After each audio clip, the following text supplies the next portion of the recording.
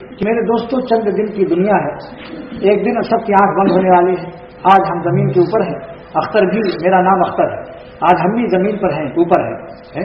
ایک دن ایسا آئے گا کہ ہم سب کے سب زمین کے نیچے ہوں گے، چاہے 40 سال کے بعد آئے، وقت ایسا آئے گا سارے لوگ جتنے آپ بیٹھے ہیں ایک دن زمین کے نیچے ہوں گے. زمین کے نیچے آپ کی کھیتی باڑی، آپ کا روپیہ پیسہ، مکان، بال بچے کام آئیں گے، یہی کام آئے گی. عمل صورت کام آئے گی اور سیرت کام آئے گی. سیرت بھی بناؤ اور صورت بھی بناؤ. حضور صلی اللہ علیہ وسلم نے اس کو شرن یہ فرمایا، بخاری کی حدیث ہے کہ بڑھاؤ داڑھیوں کو اور موچھوں کو کٹاؤ. شیخ الحدیث نے موچھ پر حدیث نقل کی، وہاں زکریا صاحب رحمۃ اللہ علیہ. حضور فرماتے ہیں صلی اللہ علیہ وسلم کہ داڑھیوں کو کٹاؤ، داڑھیوں کو بڑھاؤ، موچھوں کو کٹاؤ. اور فرمایا من طول شاربہ، جو موچھوں کو بڑی بڑی رکھے گا، لمبی کرے گا، لا یجد شفاعت، قیامت کے دن ہماری شفاعت نہیں پائے گا. آج مسلمانوں بھی بڑی بڑی موچھ رکھتا ہے. بتاؤ، حضور صلی اللہ علیہ وسلم نے موچھوں کو کٹاؤ.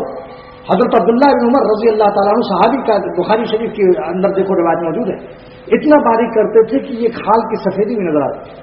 4 عذاب موچھ بڑی بڑی رکھنے والوں کے لیے.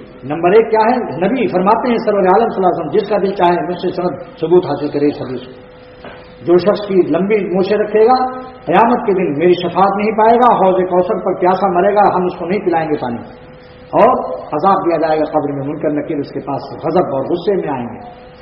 اور پیجامہ ٹخنے سے اوپر کر لنگی بھی تھوڑے سے. صورت بنانے کا تو بہت آسان کام ہے، سیرت بناتے رہو سب، سیرت بعد میں بنتی رہے گی، کم سے کم شکل تو ٹھیک ہو جائے. پیجامہ ٹخنے سے اوپر نہیں کرے گا. بخاری شریف کی حدیث ہے، جو اپنا لنگی یا اپنا پیجامہ ٹخنا چھپائے گا اس کا اتنا حصہ جہنم میں ملے گا. ماس فلا من الکعبین من الازار فی النار، بخاری شریف کی حدیث ہے، جو سب سے بڑی کتاب حدیث کی مانی جاتی ہے. ہم یہ کہتے ہیں دوستو یہ ٹخنا چھپانے میں کیا فائدہ ہے؟ اپنے نبی کا حکم سمجھ کر، مولوی کا حکم نہیں ہے. قانون بتاتا ہے ملا، بناتے ہیں اللہ اور رسول. بنانا اور ہے، بتانا اور ہے.